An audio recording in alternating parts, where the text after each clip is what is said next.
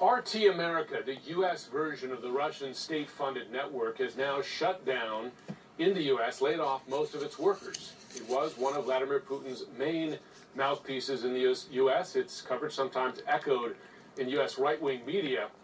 In Russia itself, many there don't know the truth of what's happening in Ukraine because they're only getting information, often straight-out lies, from state media. The last independent news sources have been shutting down in the last 48 hours. It's a sad development for that country. CNN international diplomatic editor Nick Robertson joins us now live from Moscow. Nick, it's remarkable here because, we talk a lot about information silos. Russia now is creating its own in terms of the coverage of the war. I mean, is any of the truth of this war, this invasion, breaking through to the population there?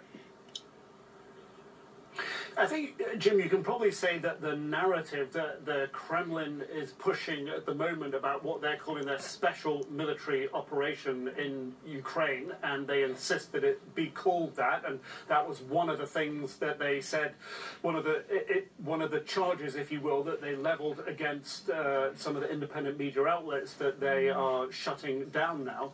The narrative that the Kremlin has been building is something that's been going on for a number of years. Obviously, it's come to a crescendo and to a specific point over Ukraine, and when you step out on the street here and you talk to generally the older generation, they will repeat back to you the lines that you hear on state media, which is, we're not starting a war, we're stopping a war. Ukraine is the one that began it. And the government here is making it much harder now for independent media. It issued some directives last week. It's been closing more of them down. It shuttered a lot over the past year and a half, barely any left. But a new law is going through Parliament today, and it's passed the lower house, passed the upper house, just awaits for President Putin to sign it. And in that new law, if you call for sanctions, you could face a fine. If you report false information, that's 3 years in jail. If you're an official and you report false information, that's 10 years in jail, and 15 years in jail if you seek to discredit the Russian military. So the Kremlin here is really trying to control the narrative across all spectrums of media here, Jim.